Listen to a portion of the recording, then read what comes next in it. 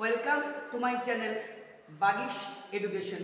Bagish sir উচ্চ মাধ্যমিক স্কুলের সব শিক্ষক। দীর্ঘদিন ধরে প্রায় 30 বছর ধরে আমার কাছে অসংখ্য ছাত্রছাত্রী বোর্ডে র্যাঙ্ক করে আসছে, তোমরাও করবে। কিন্তু তোমাদের যে বিষয় জানতে হবে সেটা হচ্ছে বোর্ডের মডিউল প্রশ্ন ফলো করতে হবে। আজ আমি ইতিহাসের যে ওয়েস্টবেঙ্গল বোর্ড অফ কাউন্সিলের যে মডিউল প্রশ্ন আছে 3টে, 1, 2, 3, তার প্রথম মডিউলের উত্তর নিয়ে আমি তোমাদের আলোচনা করব। তোমরা জানো যারা ইতিহাসের উচ্চতর ছাত্রছাত্রী আছো তারা 80 নম্বর লিখিত পরীক্ষার মধ্যে তোমাদের 40 নম্বর অবজেক্টিভ বা ছোট প্রশ্ন হয়। আজকের এই ছোট প্রশ্নের উত্তরগুলো বলবো এবং তোমাদের দেখিয়ে দেবো এত বছর ধরে যে প্রশ্ন হয়ে আসছে তা কিন্তু বোর্ডের মডিউল প্রশ্ন ধরে, অর্থাৎ বোর্ডের বড় প্রশ্ন প্রায় কম বেশি ঘুরি ফিরি তোমাদের কাছে আছে, সেভাবেই তোমাদের সাজেশন হয়। এবারও কিন্তু সেভাবে তোমাদের কাছে সাজেশন করে শিখিয়ে দেবো। যাই হোক, আজকে তোমাদের কাছে আমি বোর্ডের যে মডিউল প্রশ্ন আছে তার 3টের মধ্যে প্রথম যে নমুনা প্রশ্ন সেটি কিন্তু অবজেক্টিভ উত্তর সহ বড় প্রশ্নগুলি কী কী ছিল দেখিয়ে দেবো। এবং যাবার আগে তোমাদের একটাই কথা বলে যাই, তোমরা অবশ্যই চ্যানেলটিকে সাবস্ক্রাইব, লাইক এবং শেয়ার করো বন্ধুদের মধ্যে, যাতে করে সবার আগে তোমাদের এই সমস্ত ভিডিওগুলো পৌঁছে যায় এবং তোমরা যাতে 2024-এ ভালো ফল করতে পারো। আমি তোমাদের আসছি ইতিহাসের উচ্চ মাধ্যমিক মডিউল 1 বা নমুনা প্রশ্ন 1 নিয়ে।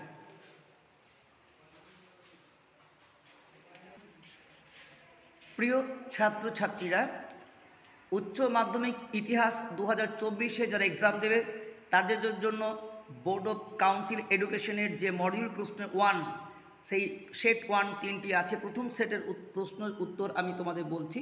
তোমরা জানো বলেছি 40 নাম্বার তোমাদের অবজেক্টিভ প্রশ্ন, তার মধ্যে এমসিকিউ থাকে 14 নম্বরে। 1-14 দেখো। প্রথমে আছে রাজতরঙ্গিনী গ্রন্থে মূলত কোন অঞ্চলের ইতিহাস আছে? উত্তর হবে কাশ্মীর। দ্বিতীয় প্রশ্ন দেখো, লুভের মিউজিয়াম লুভের কোথায় অবস্থিত? উত্তরে প্যারিস। 3 নম্বর দেখো যে ভারতে ফরাসি ইস্ট ইন্ডিয়া কোম্পানির গভর্নর কে ছিলেন? উত্তরে জোসেফ দুপ্লে। পরের প্রশ্ন 3 দেখো, ইম্পোরিয়াম শব্দটি একটি কি? উত্তর ল্যাটিন শব্দ। তারপরে 4 নম্বর দেখো, ফোর্ট উইলিয়াম কলেজের প্রতিষ্ঠাতাকে? উত্তর হবে এখানে ওয়েলেসলি। শূন্যস্থান পূরণ আছে দেখো, রায়তওয়ারি বন্দোবস্তের ক্ষেত্রে গুরুত্বপূর্ণ ভূমিকা কে নিয়েছিলেন? উত্তর হচ্ছে থমাস মনরো। তারপর নানকিং এ সন্ধি স্বাক্ষরিত হয়েছিল কবে? উত্তর 1842। তারপর দেখো তুহুফাত উল মোহাইদিন এর প্রণেতাকে? উত্তর হবে রাজা রামমোহন রায়। শূন্যস্থান পূরণ করো, সত্যশোধক সমাজের প্রতিষ্ঠাতা। এই সত্যশোধক সমাজের প্রতিষ্ঠাতা এর উত্তর হবে জ্যোতিবা ফুলে। মাঝে লোডশেডিং হয়ে গেল, একটু কষ্ট করে দেখার চেষ্টা করবে। তারপর দেখো চীনের 4 মে আন্দোলনের নিরিখে যে জিও গুহা স্লোগানের অর্থ কী ছিল? উত্তর দেশকে রক্ষা করা। তারপর দেখো ভাইসরয়ের কার্যনির্বাহী পরিষদের প্রথম ভারতীয় সদস্য কে? উত্তর হচ্ছে সত্যেন্দ্রনাথ ঠাকুর। পরের প্রশ্ন দেখো, দ্বিতীয় বিশ্বযুদ্ধ চলাকালীন বাংলার 50-এর মন্বন্তর হয়েছিল কবে? উত্তর 1943। পরের প্রশ্ন, 1950 খ্রিস্টাব্দে সিমলা দৌত্যের উদ্যোগ নিয়েছিল? উত্তর কী হবে? মোহাম্মদ আলী জিন্না। তারপর দেখো ক্রিপস মিশনের প্রস্তাবগুলি দুর্ভাগ্যজনক প্রস্তাব আখ্যা দিয়েছিলেন কে? উত্তর হচ্ছে মোহনদাস করমচাঁদ গান্ধী। শূন্যস্থান পূরণ দেখো যেটা আছে সেটা হচ্ছে 1941 খ্রিস্টাব্দে পার্ল হারবারের ঘটনার ফলে ড্যাশ ও মার্কিন যুক্তরাষ্ট্রের সম্পর্ক তিক্ত হয়েছিল? উত্তর জাপান। দিয়েন বিয়েন ফুর যুদ্ধে জয়ী হয়? উত্তর ভিয়েতনাম। ঠান্ডা লড়াইয়ের ক্ষেত্রে দুই পক্ষের প্রধান শক্তিগুলি সোভিয়েত ও মার্কিন যুক্তরাষ্ট্র। জোট নিরপেক্ষ আন্দোলনে যুক্ত ছিল না? এই অপশনের মধ্যে উত্তর হবে ফ্রান্স। বান্দং সম্মেলনে চীনের প্রতিনিধিত্ব করেন? উত্তর চৌ এন লাই। তারপরে দেখো যে প্রশ্ন আছে তোমাদের কাছে, আরব লীগের অধীনে ছিল না? এই অপশনের মধ্যে ইসরায়েল। তারপর স্তম্ভ মিলাও দেখো যেগুলো আছে, জওহরলাল নেহেরু এর উত্তর হবে এ ভারত। শেখ মুজিবুর রহমান এর উত্তর হবে বাংলাদেশ। ডক্টর সুকর্ণ এর উত্তর হবে ইন্দোনেশিয়া এবং ডি বেনবেল্লা এর উত্তর হবে তোমাদের আলজেরিয়া। শূন্যস্থান পূরণ, দ্বিতীয় বিশ্বযুদ্ধের পর আলজেরিয়ার জনগণ ড্যাশ ঔপনিবেশিক শাসনের বিরুদ্ধে সংগ্রাম শুরু করেন? উত্তর হবে ফরাসি। স্বাধীন ভারতের প্রথম পঞ্চবার্ষিকী পরিকল্পনার মেয়াদ? উত্তর হচ্ছে 1951-56। সার্কের পুরো নাম? উত্তর হবে south Asian association for regional cooperation. তোমাদের এই 24টি প্রশ্ন উত্তর শেষ হলো। এবার তোমাদের থাকে গ্রুপ বি, যেখানে করতে হয় 1 নম্বরে 16টি প্রশ্ন। প্রথম প্রশ্ন দেখো, ষোড়শ শতকের ইউরোপের নিরিখে নতুন বিশ্ব বলতে কী বোঝো? উত্তর ষোড়শ সপ্তদশ শতকের ইউরোপের নিরিখে নতুন বিশ্ব বলতে আমেরিকা মহাদেশকে বোঝায়। পরের প্রশ্ন দেখো, নেক্সট কোশ্চেন তোমাদের আছে যেটা লগ্নি পুঁজি কাকে বলে?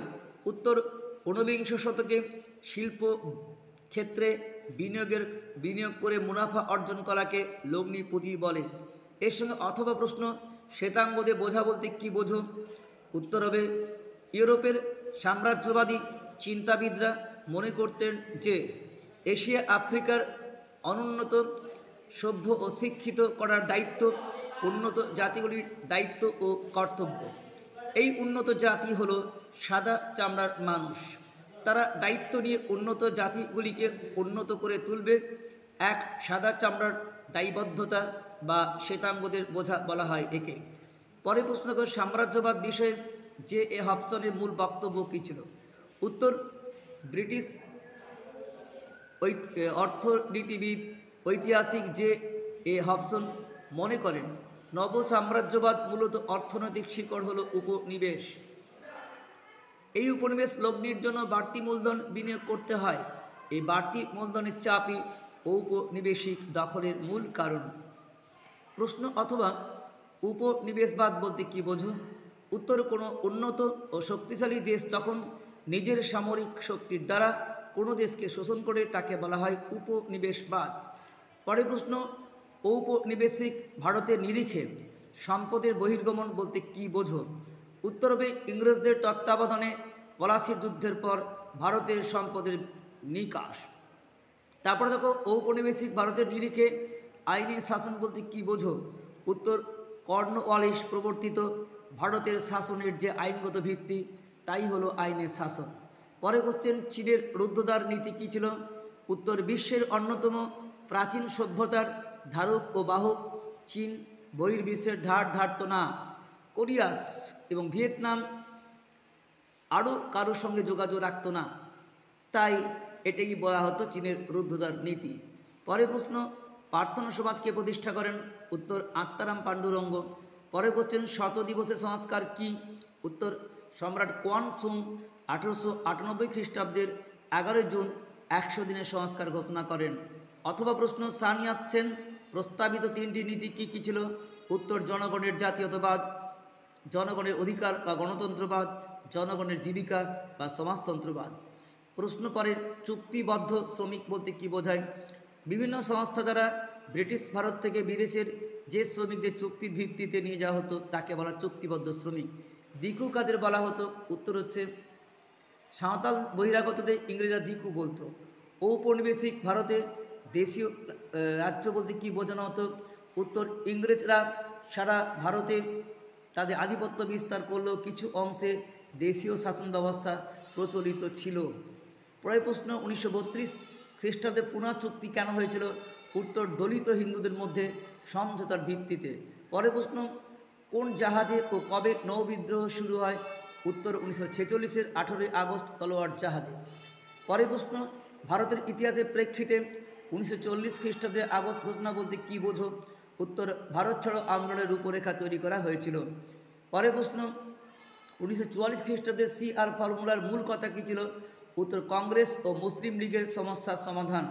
পরের প্রশ্ন, কে কবে আজাদ হিন্দ ফৌজ গঠন করেন? উত্তর 1942 ক্যাপ্টেন মোহন সিং। পরের কোশ্চেন, 1954 খ্রিস্টাব্দে জেনেভা সম্মেলন কেন ডাকা হয়েছিল? উত্তর ভিয়েতনাম সমস্যার সমাধানের জন্য। পরের কোশ্চেন, সুয়েজ সংকটের আশু কারণ কী ছিল? উত্তর গামাল নাসের কর্তৃক সুয়েজ খালের জাতীয়করণ। প্রশ্ন অথবা বুলগানিন কে ছিলেন? উত্তর রুশ প্রধানমন্ত্রী। তারপর দ্বিতীয় বিশ্বযুদ্ধ পরবর্তী পর্যায়ে উপনিবেশ বলতে কী বোঝো? উত্তর বিভিন্ন দেশের হাত থেকে ঔপনিবেশিক ব্যবস্থার পতন। স্বাধীন ভারতের প্রেক্ষিতে মিশ্র অর্থনীতি বলতে কী বোঝো? উত্তর, ধনতান্ত্রিক ও সমাজতান্ত্রিক অর্থনীতির মিশ্রণ।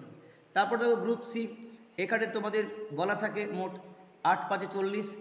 গ্রুপ সি এর প্রতি বিভাগ থেকে 2টি প্রশ্ন করতেই হবে, টোটালি কিন্তু মোট 5টি প্রশ্ন করতে হবে।